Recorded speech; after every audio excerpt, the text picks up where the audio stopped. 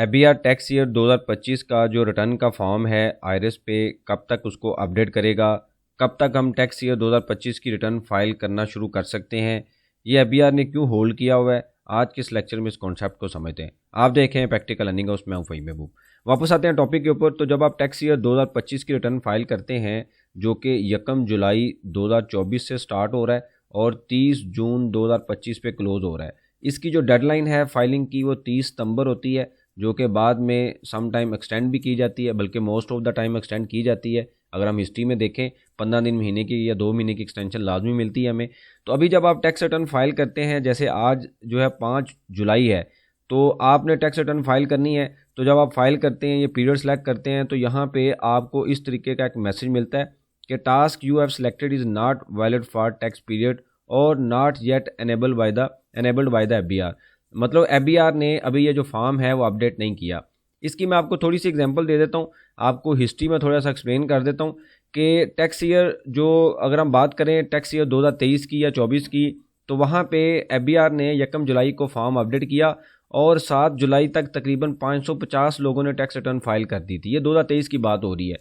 तो 2023 में ये फॉर्म टाइमली अपडेट हो गया था, 1 जुलाई को ही एबीआर ने उसको अलाउ कर दिया और हमने टैक्स रिटर्न फाइल कर दी।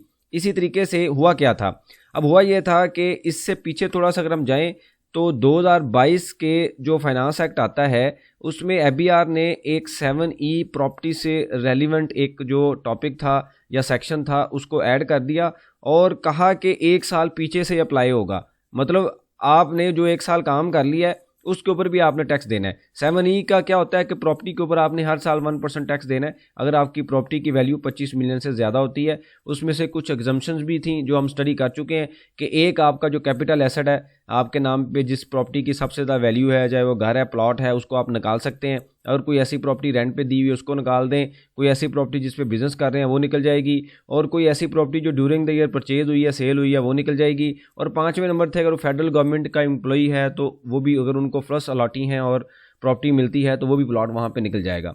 अब ये सारा समझाने का मकसद ये था कि 2022 में आके लोगों ने क्या किया, जल्दी से 30 सितंबर डेडलाइन होती है और लोगों ने जल्दबाजी में टैक्स रिटर्न टाइम से फाइल कर दी।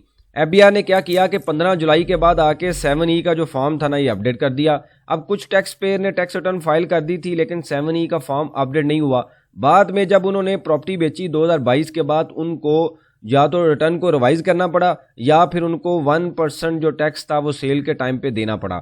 मैंने उस टाइम भी बताया था कि अभी आप होल्ड करें। अगर आप पुराना लेक्चर देखेंगे 2022 में तो आपको टैक्स रिटर्न अभी फाइल नहीं करनी चाहिए, क्योंकि एबीआर हर साल इस तरीके की थोड़ी बहुत हरकतें करता रहता है, मतलब चीज़ें चेंज करता रहता है। अभी आप देखें तो 5 जुलाई हो चुका है और अभी तक जो फॉर्म नहीं आया। इसका मतलब क्या है? इसका मतलब यह है कि इस फॉर्म के ऊपर कुछ अपडेट्स हो रही हैं। मेरी इंफॉर्मेशन के मुताबिक जो डीसी रेट हैं या एबीआर रेट हैं वो अपडेट किए जा रहे हैं। शायद वो हमें ऑटो रिसीव हों या प्रॉपर्टी का फॉर्म इस तरीके से आए कि जैसे 7E में हम लिखते हैं वहाँ पे हमें सेलेक्ट करना पड़ेगा पूरी डिटेल के साथ, और हम प्रॉपर्टी जब लिखते हैं, अभी तो हम मैनुअल डाटा लिखते हैं, वहाँ पे हमें लिखना पड़ेगा ये DHA है, फेस है, वो ऑटो वैल्यू उठाएगा कमर्शियल और रेजिडेंशियल की। हो सकता है इस साल ये फॉर्म में ऐड कर दें, मतलब वो ज़्यादा इस फॉर्म को ऑटोमेटिक बना रहे हैं बजाय कि हम उसमें मैनुअल एंट्री करें।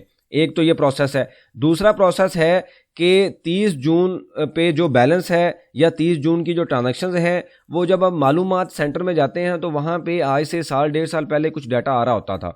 MIS में अभी भी डाटा आता है लेकिन मालूमात का डाटा अपडेट नहीं है। हो सकता है कि ये भी एक अपडेट हो रही हो कि बैंक से इंफॉर्मेशन लिंक की जा रही हो आपके लॉगिन में कि आपकी ट्रांजैक्शन हिस्ट्री क्या है, अगर यानी कि पिछले साल में विदहोल्डिंग कितना था, ट्रैवल कितना था, कितनी प्रॉपर्टी थी, एक्साइज एंड टैक्सेशन को लिंक किया जा रहा है। पहले ये लिंक था लेकिन टाइम बीइंग उसको फिर होल्ड कर दिया गया, डिफरेंट रिस्ट्रिक्शंस की वजह से, सिक्योरिटी रीजन थी। हो सकता है ये भी अपडेट हो रहा हो। तो ये कुछ चीज़ें हैं जो कि वो अपडेट कर रहे हैं। इस वजह से ये जो फॉर्म है हमारे पास अभी अवेलेबल नहीं है, आने वाले दिनों में अवेलेबल होगा। मेरी इन्फॉर्मेशन के मुताबिक ये 10 से 15 जुलाई में फॉर्म जो है शायद अवेलेबल हो हमें, और उसके बाद फिर हम टैक्स रिटर्न फाइल कर सकेंगे। और मेरी रिकमेंडेशन भी ये है कि उसको वेट करें। आप इतनी जल्दी रिटर्न फाइल मत करें। बहुत ज़्यादा जल्दी है तो फाइल कर दें, लेकिन अगर जल्दी नहीं है तो रेडी करके डाटा रखें, जुलाई के बाद रिटर्न फाइल करें, ताकि अगर कोई इस तरह की कोई चीज़ें आपको मिल जाएँ, अपडेट्स मिल जाएँ, तो आप रेलिवेंट उससे अपडेट रहें और अपने फॉर्म को चेंज करके अपडेटेड फॉर्म करें। वरना जिन लोगों ने 2022 में जल्दी फाइल कर दी तो जो 7E का फॉर्म था वो अपडेट नहीं हुआ और आज तक टैक्स देते फिरते हैं वो, मतलब जब सेल करते हैं तो टैक्स दे रहे होते हैं। तो इस वजह से इसमें जो है वो कोई ऐसा मसला नहीं है, आपके साथ इशू नहीं है। काफ़ी मैसेज आ रहे थे, कमेंट्स आ रहे थे, ये FBR ने अभी होल्ड किया हुआ है। वेट कर लें, डाटा रेडी रखें, टाइम काफ़ी है आपके पास। उसके बाद सुकून से, तसल्ली से, केयरफुली टैक्स रिटर्न फाइल करें। बहुत शुक्रिया, जज़ाकल्लाह।